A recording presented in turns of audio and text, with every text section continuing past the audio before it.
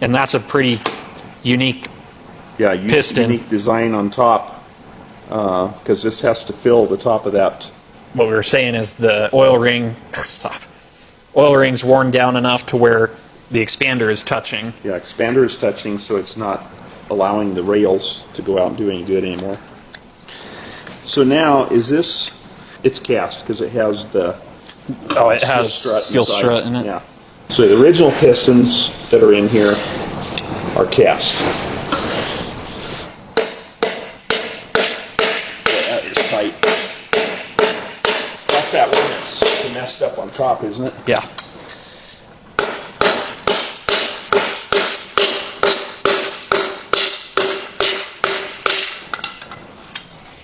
Right there.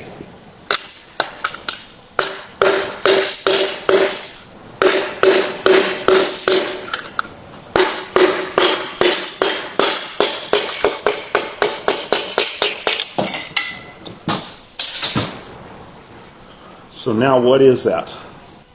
Your guess is as good as mine.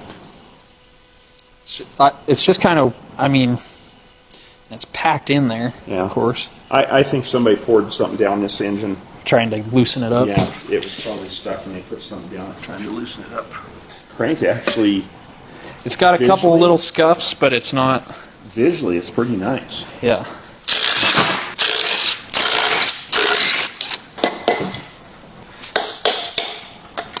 Again, the bearing looks nice. And fun fact, these use the same rod bearing as the newer big blocks.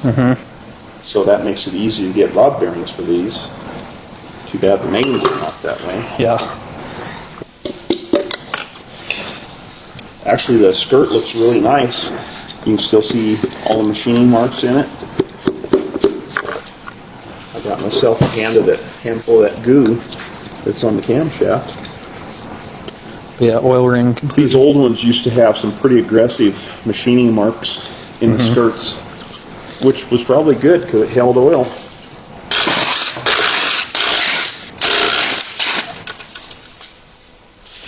Yep.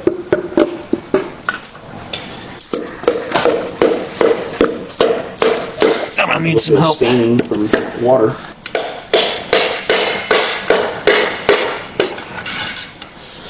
Just all the same cobwebs in it. Really? How do bugs live inside all that oil? I don't know. This is going to be the fun cylinder. This is fun the moment we've all been waiting for.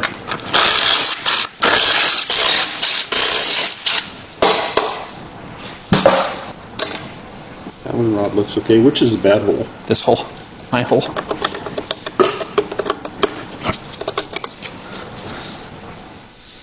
Now, does that have a aftermarket bearing or anything in it? Same numbers on the bearings, I think. So they didn't even change the bearing? It doesn't look that way. So how low bucket? You got the Low buck. How low a low buck build was this? There you go. Okay, we haven't looked at the others, but look at this here. There's quite a bit of ring groove wear. See how the ring moves? Yeah.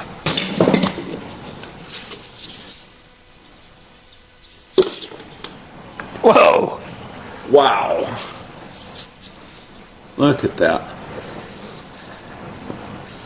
Well, there's why it was so washed from oil. Yeah, because it doesn't have an oil ring. But that's amazing how stable that it was still in there. But it's dang near a full skirted piston. I mean, now look at the difference in the shape of the skirt from the factory to this. Yeah, and it still broke. So now my question look is... Look at the difference in the shape of that skirt. Yeah. My question, why was that piston replaced, and why does it need replaced again? What's going on here that's breaking the skirt on that piston? You're making the assumption that it broke the skirt the first time. Yeah, we don't know why the first one was replaced, but it was replaced in that cylinder. And now it just got replaced, or it's going to need replaced again. Look how thin the skirt. I was noticing that. Yeah. Like, it's a pretty thin skirt, but man, what did cause that? Has the crankshaft But- been? Hey. Well, but I looked at the crank and it doesn't look like it has any. Crankshaft's been hitting it. Where? There's no marks on the crank. There's not a single mark on the crankshaft. Right there. Look, it's kind of shiny. If it did, it was Well- barely. It did because it left crankshaft, and it wasn't hitting by much, but it was hitting. It is just weird that you would have a reason to replace the piston Yeah. once. We don't know the first one was broken, but that's the right terminology. Is a reason to replace the piston once and now twice. I just couldn't